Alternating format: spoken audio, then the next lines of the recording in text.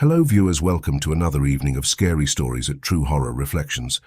Tonight we're really excited because our viewers are starting to send some true scary moments in their lives. These stories are suspenseful and hard to believe. So turn off the lights, get cozy and get ready for tonight's crazy, but true stories. Oh yeah, for those of you new to this channel, hit that subscribe button. For those of you that have scary stories and would like for us to view them like we're viewing Skylar's, Marcus and Rebecca's tonight, just email us at grimreflections67@gmail.com. Now, sit back, relax, and dive into True Horror Reflections. The Thompson family had always been drawn to adventure. Skylar, an enthusiastic dad with a zest for life, his wife Lisa, a nature lover, and their two kids, Alex and Emma, were filled with excitement as they climbed into the hot air balloon. The day was bright, the skies clear, and the horizon painted with hues of promise as they ascended into the skies above the dense tropical rainforest. Below them, a myriad of colors unfolded, the green canopy of trees, the sparkling rivers snaking through the landscape, and the occasional burst of vibrant birds taking flight. Laughter and awe filled the basket as the family marveled at the breathtaking scenery, feeling like they were touching the sky. Skylar, a thrill-seeker, decided to add a dash of daring to their peaceful journey. With a mischievous glint in his eyes, he announced, "Watch this," before swinging himself over the edge of the basket, holding on with strong hands, doing chin-ups with a grin on his face. Lisa gasped, holding Emma closer, while Alex's eyes widened with a mix of awe and fear. "Skylar, be careful," Lisa called, her voice a mixture of amazement and worry.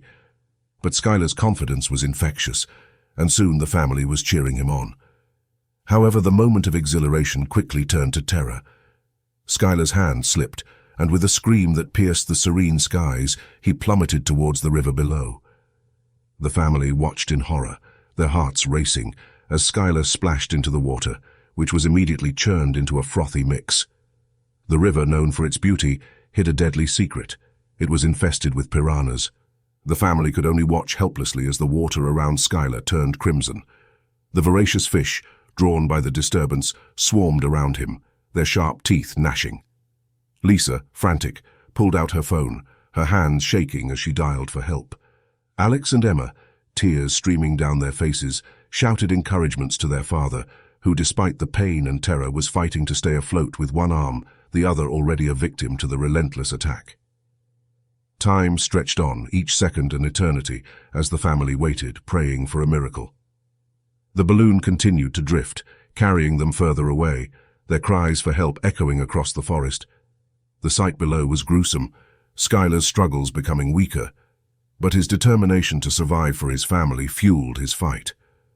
Finally, the distant hum of a boat engine broke through the cacophony of splashing water and desperate cries. The rescue team, alerted by Lisa's call, arrived just in time. Skylar, weakened and with his left arm ravaged, was pulled out of the water, the piranhas dispersing, their feeding frenzy interrupted. The hot air balloon was guided to a clearing, where the family was reunited. The relief and terror were evident in their tearful embraces, Skylar's pain etched on his face, but alive.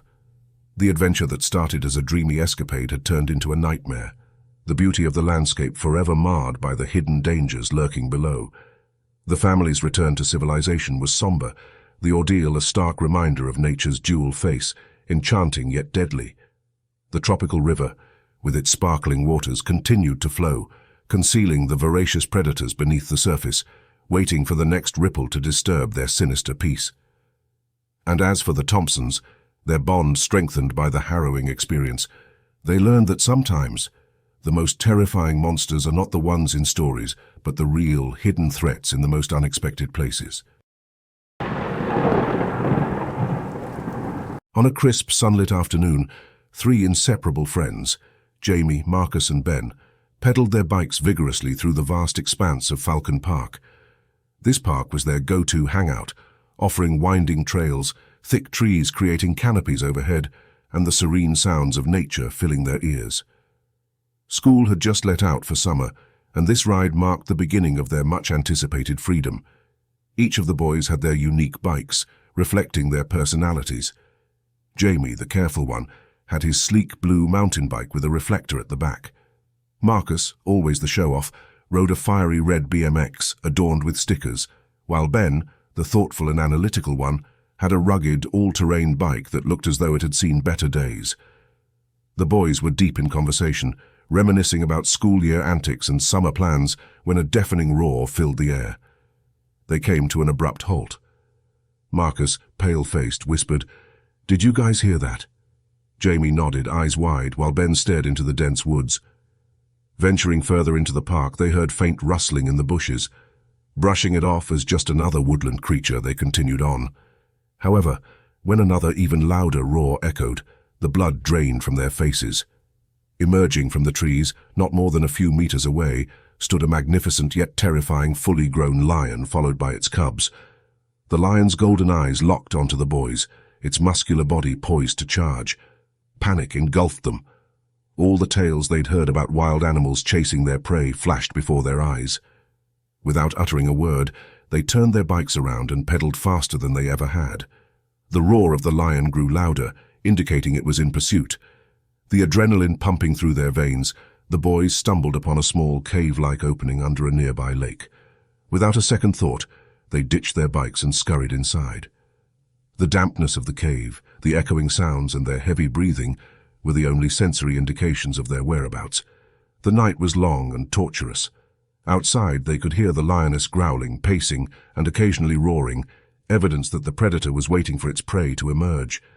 Thoughts of being trapped forever, or worse, being mauled by a lion played on their minds.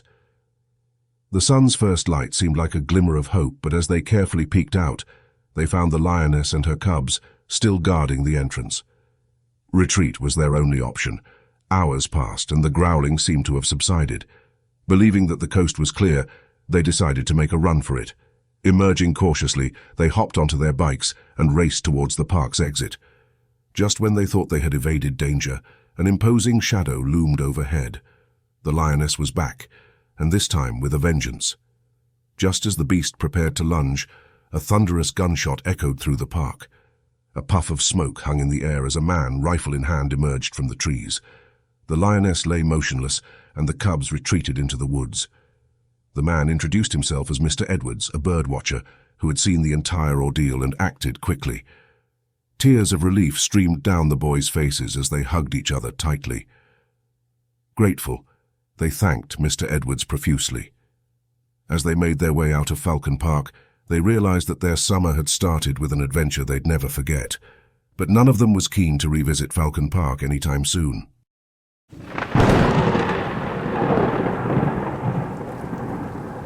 On a frigid December evening, the quaint Maplewood Apartments, a century-old building with ornate Victorian design, stood quietly amidst the hustling city. Rebecca, a young mother, and her 2-year-old son, Liam, were curled up on the couch reading a bedtime story.